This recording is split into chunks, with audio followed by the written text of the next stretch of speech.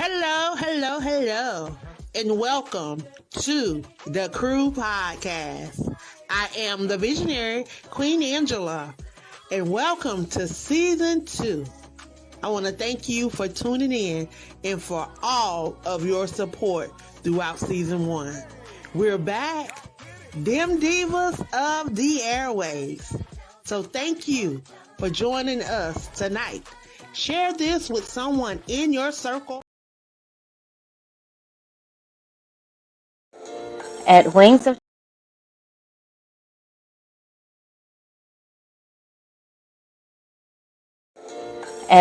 Transformation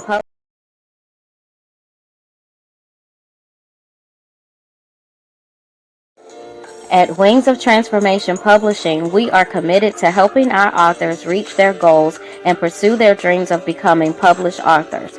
We work closely with each author to ensure a successful publishing experience, and we are dedicated to helping them tell their stories in the most meaningful and impactful ways. We look forward to putting you on the path to writing your book.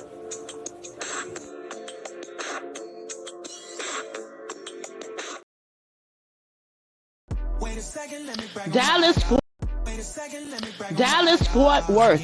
AALAC, the Chasing Your Dream Book Tour and Expo is coming to your area. Mark your calendars, May 18th, 11 a.m. to 3 p.m. Central Standard Time. We have some amazing authors, some amazing business owners that's going to be sharing about their brand. We have some workshop facilitators that's going to be coming out. They're going to be teaching on branding, marketing, and networking. I want you to plan to be in the building, to be educated, empowered, and encouraged.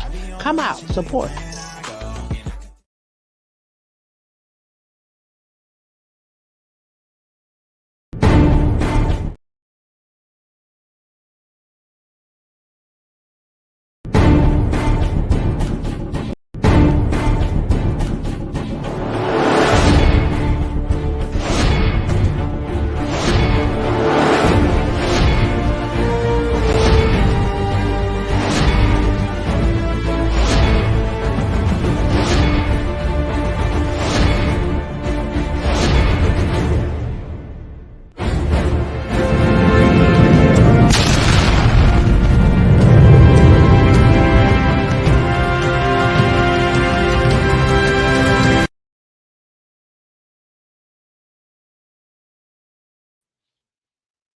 Well, welcome, welcome, welcome. I want to welcome you guys to the Crew Podcast. I am the visionary of the Crew Podcast, and we are celebrating International Women's History Month. I tell you, I've had 3 amazing individuals to stop by and share with us over the last 3 days. I have another amazing queen that's going to be stopping by, sharing about her brand.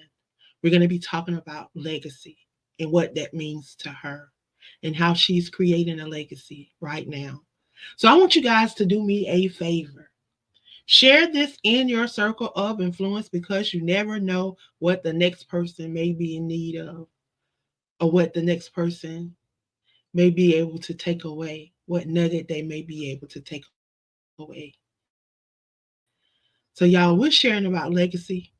We're sharing about her brand. She's an educator. I'm going to move out the way and allow her to come up and introduce herself. We have tonight Dr. Tamara Foley. Welcome. Hi, Queen of Collaboration. Thank you so much for having me. I How really are you? appreciate it. I'm doing great.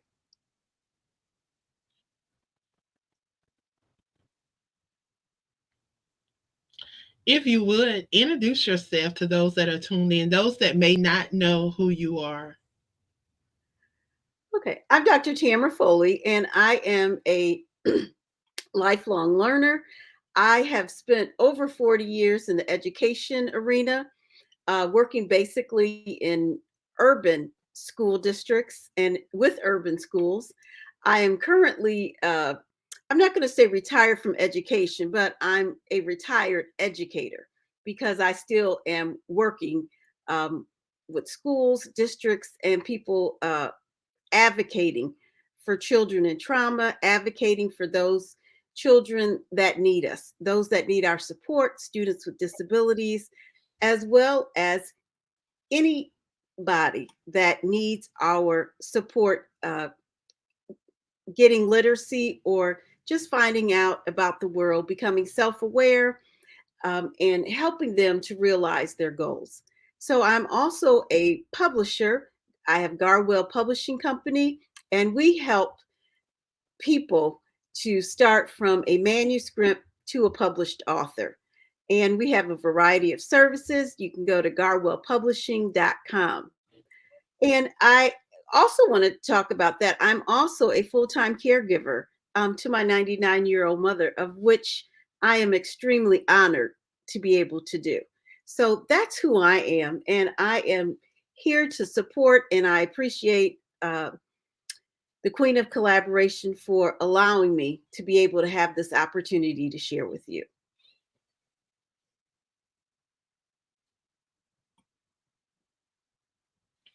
Well, first off, I definitely want to applaud you for your work in education and 40-year dedication to education. That hats off to you, because that is just definitely amazing. Because our brown kids and me here in South Carolina, we rank number 50 in education. I think we may have moved up a little bit to like number 45, but we're still on the other end of the spectrum. Mhm. And I applaud you. 40 years, that's a long time. Um, where did you find your passion in education? Well, where did that come from?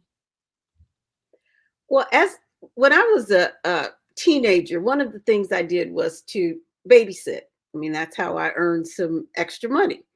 And so I babysat a lot of different children, but I had an opportunity of babysitting a young man, young boy at the time, who had a lot of disabilities. And I was always honored that his mother uh, saw me, that I was capable of babysitting him and taking care of him. He's now an adult. Um, about I think he's about 40 years old at this point and doing well. But he was one that had a lot of physical needs.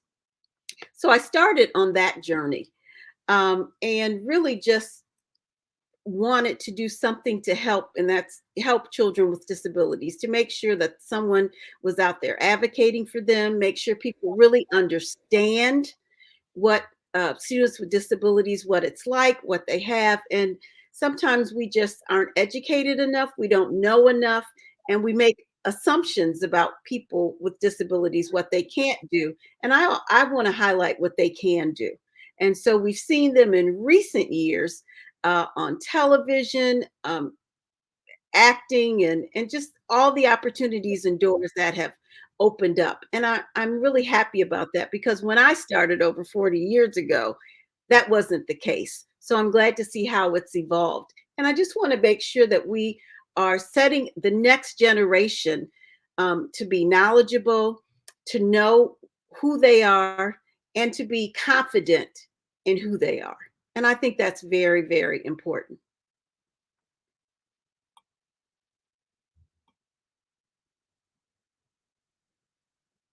Wow.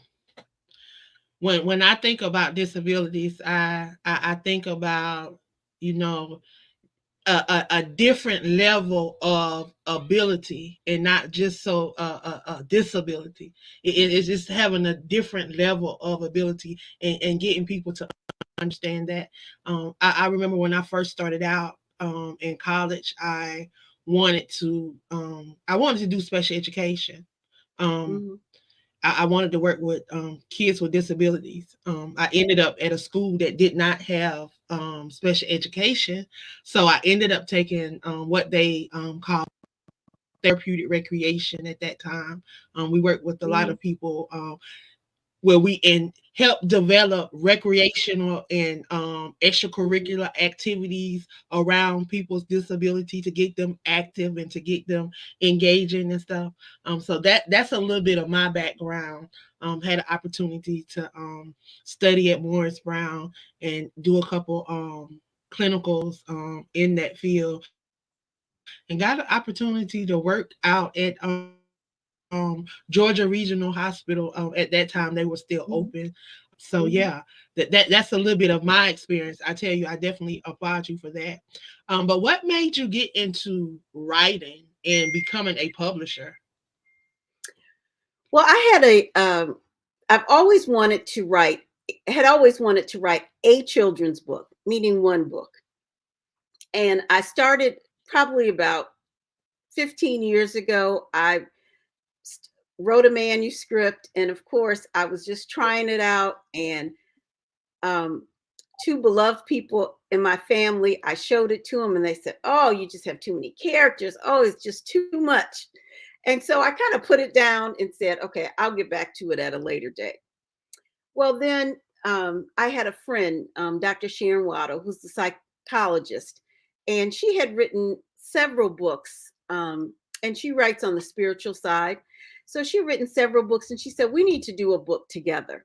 And so that really encouraged me. We did our first book um, about graduation and about helping children or adults to look at what happens when they graduate, what happens leading up to that, what goals do they have, what dreams do they have, and how, as African American children or Black and Brown children, how do we prepare them? How does it, what happens? Do they know what to do when they're pulled over? Do they know what to do when people say derogatory things to them? So we thought that was very important.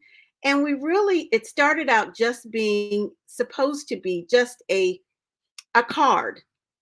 Well, the card turned into a book. And so that was my first um, writing experience as far as a an author. Then I wanted to still write that children's book. So COVID came, and of course, we all had a lot of time at home. So I saw how my own daughter, who's a public school educator, and other colleagues of mine were struggling during the time of COVID with just helping their children, um, especially the ones who already had their own children at home. So they were having to educate them. Then, of course, they were having to spend time, via Zoom or Google Meets or whatever format platform they used to educate other children. And I saw those children struggling because they didn't have any social connection. They were at home. So if they didn't have brothers or sisters, um, they were feeling lonely.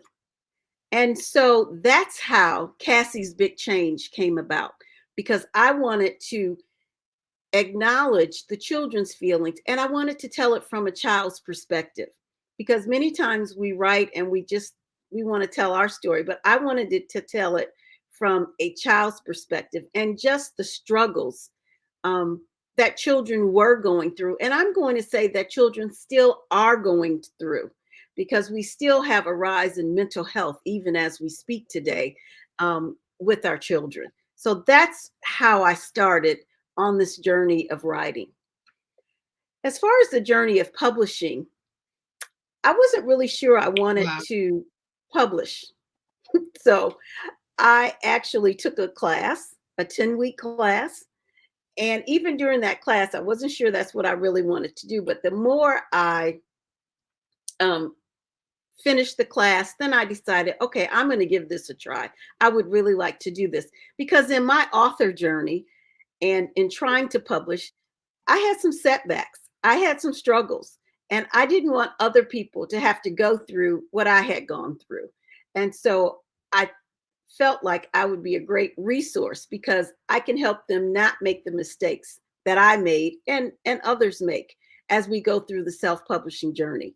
So that's when I started to um, establish Garwell Publishing. And I did that to honor both sides of my family.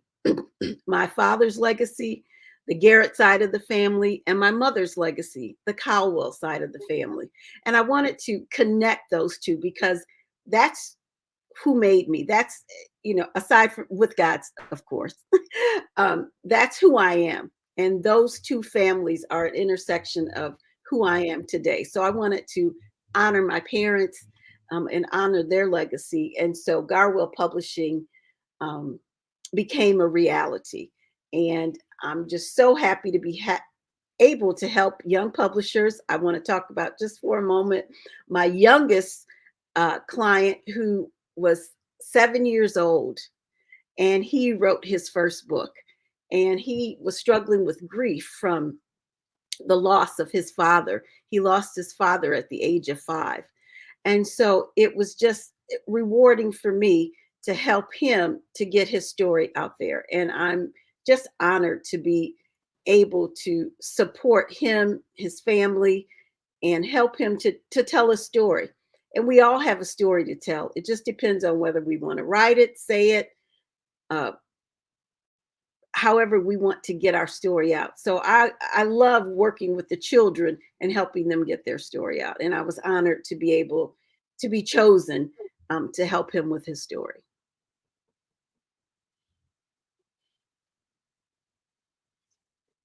Wow. You are definitely doing some amazing things, and you are definitely creating and leaving a legacy. I like how you decided to come up with the name for your publishing company. What a way to honor your family and leave a legacy. I mean, that is something that will speak way beyond you, for those that are coming behind you. So definitely, that's amazing. And that's what we are talking about. How important was creating and leaving a legacy for you, when you were deciding to start your publishing company? For me, it's very important because I think we don't always have the opportunity. And I wanted to make sure that people understood what legacy is about. What it is leaving something for uh, the next generation, for future generations. And how do we do that is letting them know who we are, how we got started, and then leaving something for them to take to the next level. And so that was very important for me. And it's very important because I'm an educator. And so that legacy of education is important, the legacy of helping others, of helping the social emotional learning part, of making sure that we help people to manage their emotions, building resilience, helping them build relationships. All of that is very important. And that's the legacy that I want to leave so that my next generation and my family can take that and go to the next level with it. I don't want them to do exactly what I did. I want them to take it to another level and to do something different, but just to know that this is where it started. And I think for me, that is just incredible. Right, right. Being the blueprint, and being able to leave a blueprint for somebody to be able to follow, because just as the word tells us that we should do greater work, then it's going to be passed down. The word is not going to change. They're going to do greater works than we are doing. So it's just going Right. to get better, and leaving that blueprint, for them to say, hey, my grandmother, my great grandmother, my great auntie, or whatever relation you are to them, they're able to say, this is somebody that's connected to me. This is somebody that's in my bloodline. Mhm. Now look what she did. Yeah. So that's amazing. I applaud you. I would definitely like for individuals to be able to support you and follow you. Um, if you would share how individuals can connect with you. So they can connect with me on Linktree at linktree slash Tamra They can also visit me on LinkedIn, and LinkedIn, it's Tamra Foley. Um, I'm on Instagram as Education for All now, and that's the actual number 4. And on uh, Instagram, Garwell Publishing. I'm on Facebook as author Tamara Foley, Education for All Now, again, same thing. And then on Garwell Publishing. I also have a private Facebook group, Support for Children in Trauma.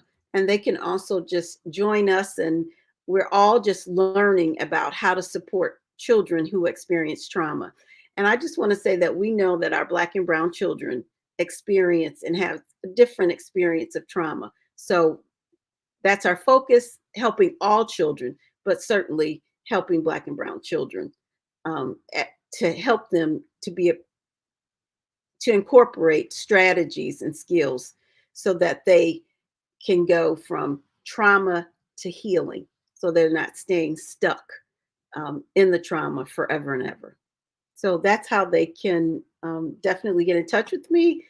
You can also go to garwellpublishing.com, fill out a contact form, and you can also go to cassiesbigchange.com, fill out a contact form, or Education for All Now. So all of those places, you're able to contact me.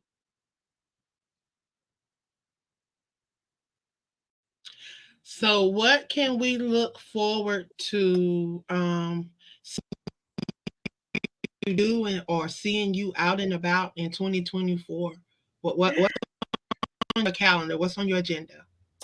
Well, for 2024, you'll see me more doing just what I'm doing here today on podcast. I have been invited to share some information on a blog. I don't want to say yet because it's haven't gotten to the ending part of that. So just I'm trying to just let people know what's going on, let people know about mental health. So I have also, you'll see me just sharing information in regards to that. So I am very active with my sorority, Alpha Kappa Alpha. And so in my chapter here in the northwest suburbs of Chicago, we are doing some wonderful things. So you'll see some things about that, especially around mental health, around helping children with food scarcity. So I'm working in all of those different committees with my colleagues and with my other sisters.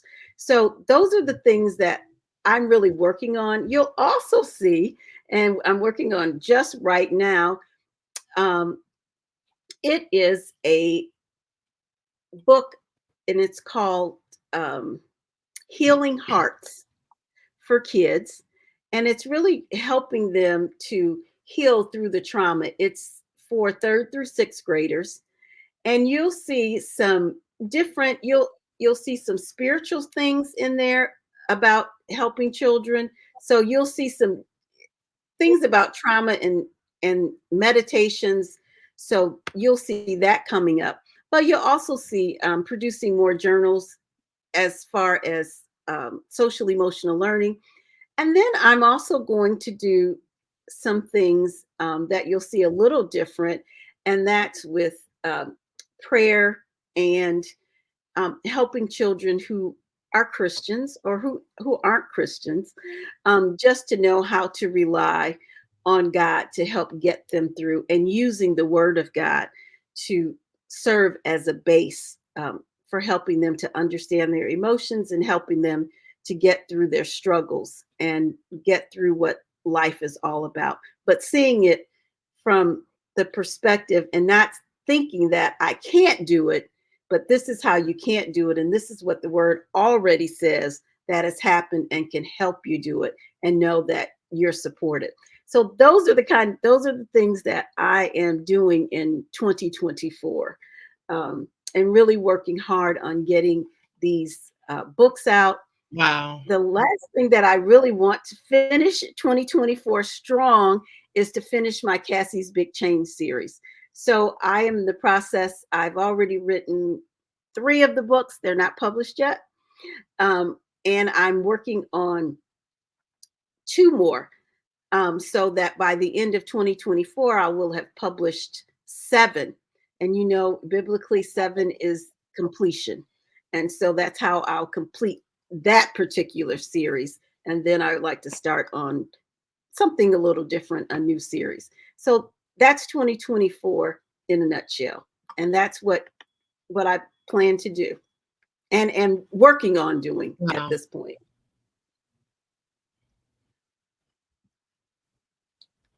Wow. Well, you definitely have your hand full. You got a lot on your plate. Some great stuff, because I tell you, I would not be sitting here today if I had not worked with those babies in 2016, and everything that you're Mhm, talking about, sharing the word of God with them, and teaching them the power of prayer and how to pray. mhm, That was something that we did in mhm, our camp. And there was something that those kids, some of those kids didn't even know how to pray. mhm. But when they left there that summer, they knew how to pray. They appreciated and they loved it. So my hats off to you. I applaud you. I thank you for doing that. I tell you, that was my start. Working with those Mhm, kids, and just, pouring into them and them pouring into us, because it's mhm. the things that they poured into me that allowed me to grow and be right here where I am today. Because a lot of the stuff that I'm doing never would have never would have probably been a published author if I had not worked with those kids that summer and was given Mhm. the opportunity to be a part of an anthology. And that's what started it all. So I'm always grateful for those 30 kids That's that right. was a part of Pushing Grace that summer. I definitely am grateful.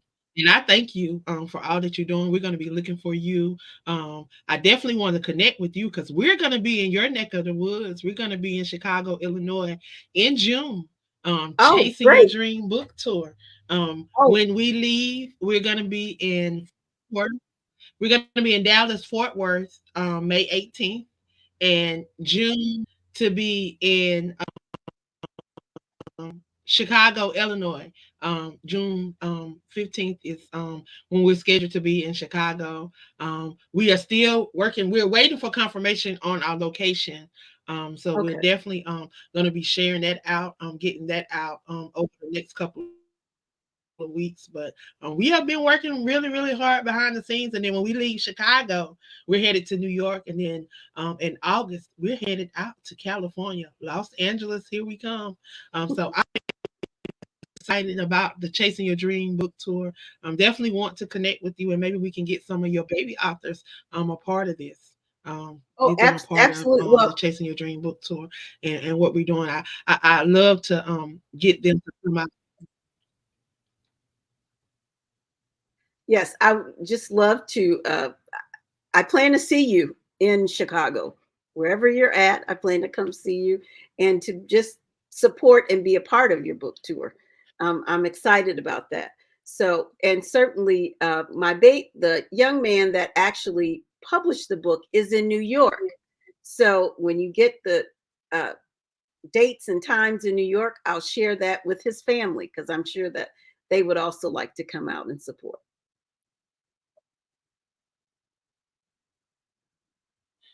Definitely, definitely, definitely. We are definitely working on that. So I definitely want to thank you for stopping by and sharing with us on tonight. Before we leave, is there anything that you would like to share with those that are tuned in, or those that will hear this replay? Anything inspirational or encouraging that you would like to leave with the audience tonight? Yes. So thank you so much again for the opportunity. But I just want to let people know that practicing self care is very important. As a caregiver, I spend a lot of time helping others, but also we have to stop and take care of ourselves. And I think that's very important, no matter what um, field we're in, no matter if we're a, a mother, a grandmother, a sister, we have to make sure that we take care of ourselves, and we have to make sure that we take care of our mental health. And we can't take help our children, grandchildren, nieces, nephews, or anyone take care of themselves if we don't take care of ourselves and be the model for them. I also want to uh, just encourage people to get help if you're having any mental health crisis or mental health issues, and don't be afraid to see a therapist. That's what they're there for. And I believe that God put them on earth to help us. He gives us resources and make sure that we use those. And there's so much that we can see because we're seeing more and more Black and brown children committing suicide. And that's definitely not what we want to see. So let's get help for ourselves. Let's get help for children. And then we can help them and they will be a part of your legacy. So we can't have a legacy if they're not here because that's who's going to carry out the work. So I just encourage you to help yourselves, help your children, be great models for them, and get them the help that they need. And if it's through journals, through psychologists, psychiatrists, therapists, it's all out there for us. And there are many great African American psychologists, psychiatrists, um, and therapists out there if we feel more comfortable with our Black and brown people. And I have no issues with that. But certainly stay on top of it, help your children express their emotions, pay close attention because social media and a lot of things are happening that weren't there when we were growing up. And so, but they play a great factor in their lives. And so we have to be diligent as parents, grandparents, sisters, brothers, to make sure that the right thing is being fed into them, is being dropped into them, and not things that are going to be abusive or harmful for them. So I want to encourage you to just continue in the faith, continue to be supportive, and continue to be diligent about looking and seeing and hearing what's going on in your children's lives.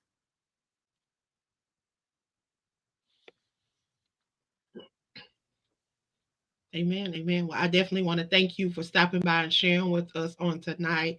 You've been hearing from Dr. Tamira Foley on tonight. I tell you, I truly have enjoyed her. Make sure that you go over and support. We have her links in the comment section. So make sure that you check her out and see what she have coming up, some of her literature. But y'all, thank y'all. Share this out and have a great night.